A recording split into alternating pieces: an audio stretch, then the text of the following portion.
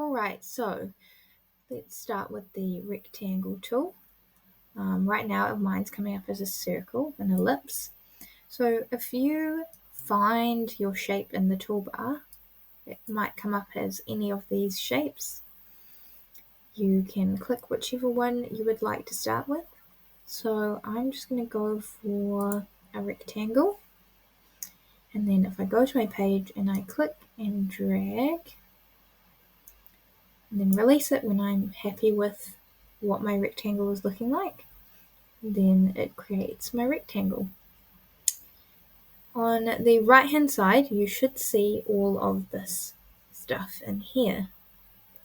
If you cannot see it, it may be because it's hidden. So all you need to do is just click this little expand panels button, and then you can see everything. With my shape, I can click the fill and I can change the color. If the color I want is not in here, all I need to do is click this little rainbow thing, and then I can drag around in here and try and figure out what kind of color I want, what suits best. I might go for a green of some kind. Cool, let's go for this weird forest green. Click OK, and that will immediately change the color of your rectangle. To get out of this, I just click back onto my little panel here. Now you can also add a stroke, which is the outside of our rectangle. So again, jumping into that rainbow box, maybe I'll go for a really light green, and then click off. And I can't really see it at the moment because of my blue bounding line. So if I click on the move tool, which is your little triangle cross thing up here, and then I click off, I still can't really see it. So what I'm going to do is I'm going to click onto my rectangle again. I'm going to go to my stroke area over here. As you can see, there's this 1px, and then it's got a line next to it. This is the weight or the thickness of your line on the outside of your rectangle.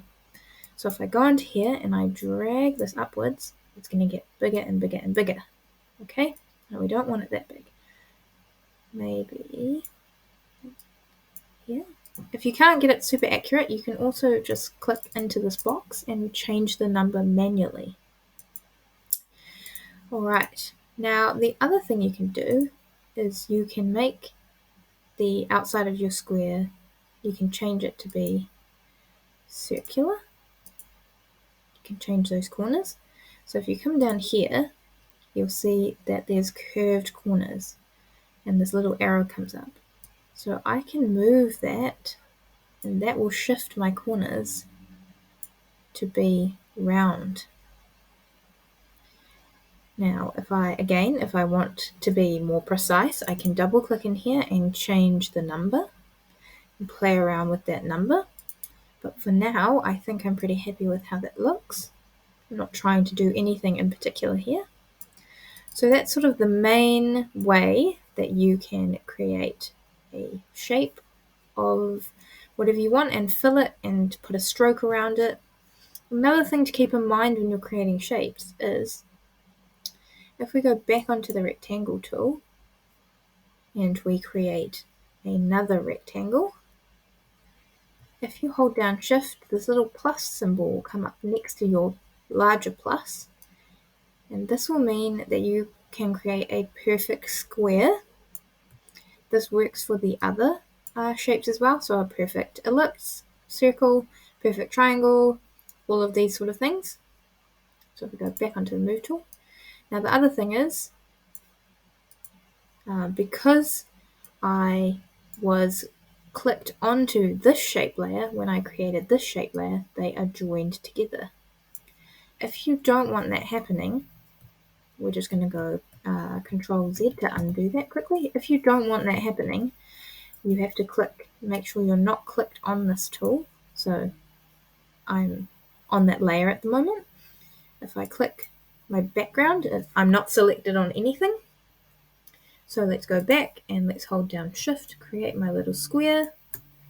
And as you can see, this has not taken any of the appearances on from that first rectangle that I made, and it has created itself a new layer. Okay. Whereas if I select this and then create my rectangle, they will be joined together. So you can kind of make funky shapes by adding shapes together if you would so like to. So let's Control Z that. Okay. Now that I have my two shapes there, I'm not trying to create anything in particular, just like a little abstract thing, I guess.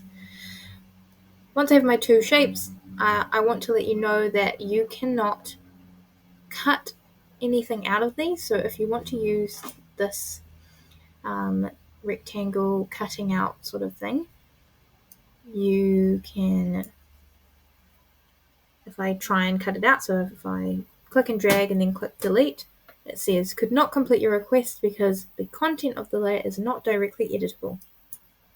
So if you want to erase anything or cut anything out of these shapes, then you're going to have to right click on your shape and rasterize the layer, which now means that if I want to cut out a small section, I can. And just click and drag, cut that out.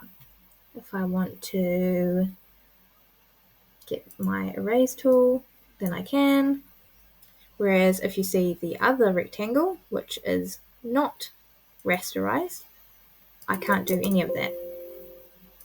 Okay, awesome. So those are the basics of creating a shape and using the rectangle tool. Remember, if you hold down and click, it comes up with all sorts of tools that you can have a play around with.